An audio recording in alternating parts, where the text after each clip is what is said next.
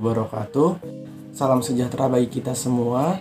Salam, Om Swastiastu, Namo Buddhaya, salam kebajikan. Halo, perkenalkan saya Eko Nandang Saputra.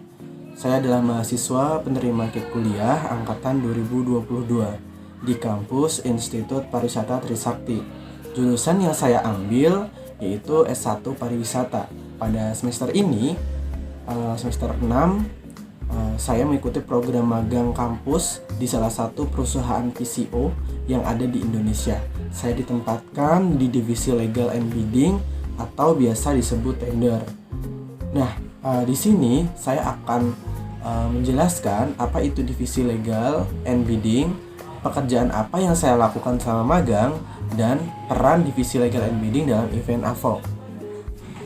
Apa itu divisi Legal and Bidding? Dalam konteks organisasi, khususnya di perusahaan yang bergerak di bidang event organizer atau pengadaan barang dan jasa, divisi bidding merupakan unit kerja yang memiliki tanggung jawab dalam mencari, menyusun, mengelola, dan mengajukan penawaran atau tender guna memperoleh dan memenangkan proyek, termasuk peluang untuk menjadi penyelenggara atau tuan rumah dalam suatu kegiatan.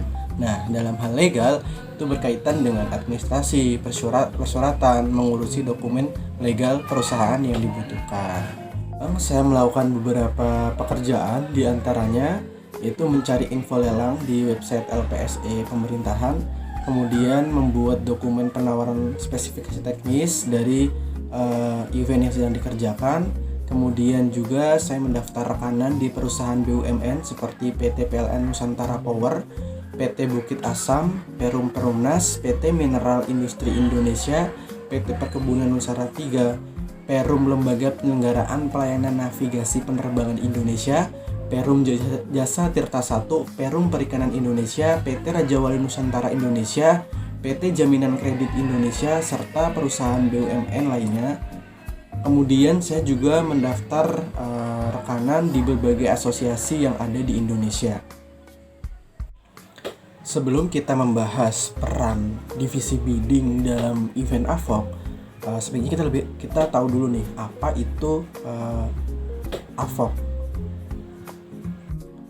ASEAN Forum on Coal atau AVOK adalah forum kerjasama regional di bawah koordinasi SOM ASEAN yang membahas isu strategis di subsektor batubara. Indonesia menjadi tuan rumah dan Ketua AVOK ke-23 pada tahun 2025 ini. Dengan Ditjen Minerba Kementerian ISDM sebagai focal point nasional, peran ini memberi peluang strategis bagi Indonesia untuk menyelenggarakan atau menyelaraskan kebijakan nasional dengan kebijakan energi ASEAN, memperkuat diplomasi energi, dan memperluas pengaruh kawasan.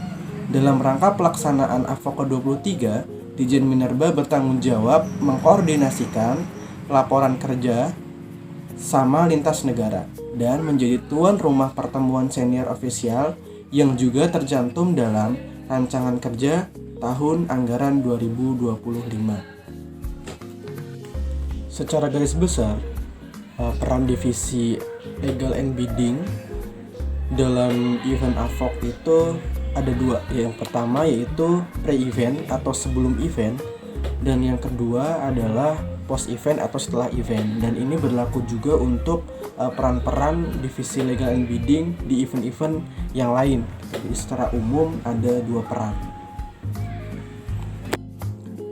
Pada tahap persiapan atau pre-event atau bisa juga disebut sebelum event, pertemuan ASEAN Forum on Coal AVOK ke-23, divisi bidding melaksanakan sejumlah tahapan secara sistematis sebagai bagian dari proses pengadaan melalui layanan pengadaan secara elektronik atau bisa disebut LPSE di Kementerian Energi dan Sumber Daya Mineral atau ESDM.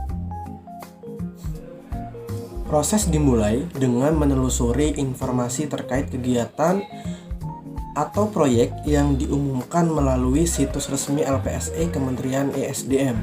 Setelah itu, tim melakukan pengunduhan dokumen pengadaan yang memuat persyaratan administratif dan teknis yang wajib dipenuhi oleh peserta Dokumen tersebut kemudian dipelajari dan dianalisis secara menyeluruh guna memastikan seluruh ketentuan telah dipahami dengan baik. Sebagai tindak lanjut, tim menyusun daftar pertanyaan yang akan disampaikan pada tahap pemberian penjelasan atau biasa disebut noising untuk memperoleh kejelasan atas hal-hal yang belum tercantum secara rinci dalam dokumen. Di samping itu, dilakukan pula penyusunan daftar periksa atau biasa disebut checklist yang mencakup seluruh dokumen legalitas yang diperlukan, seperti akta pendirian perusahaan, kemudian nomor wajib pajak atau NPWP, surat izin usaha, dan dokumen pendukung lainnya. Berdasarkan persyaratan tersebut disusun dalam dokumen penawaran administratif sesuai dengan ketentuan yang berlaku.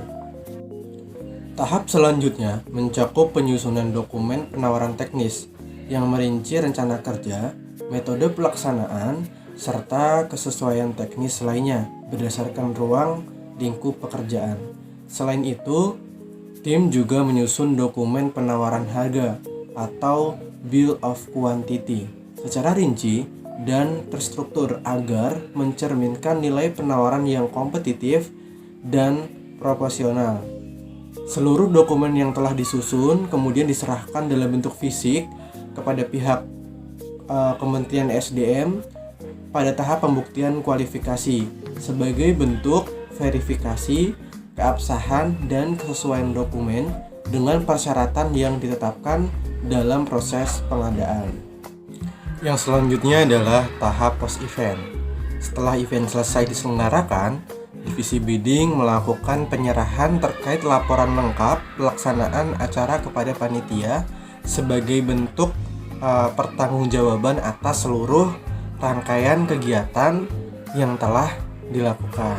Selain itu, divisi bidding juga harus menyiapkan dan mengajukan proses penagihan kepada panitia event untuk memastikan bahwa pembayaran atas jasa atau layanan yang telah diberikan dapat segera diproses sesuai dengan kesepakatan kontrak.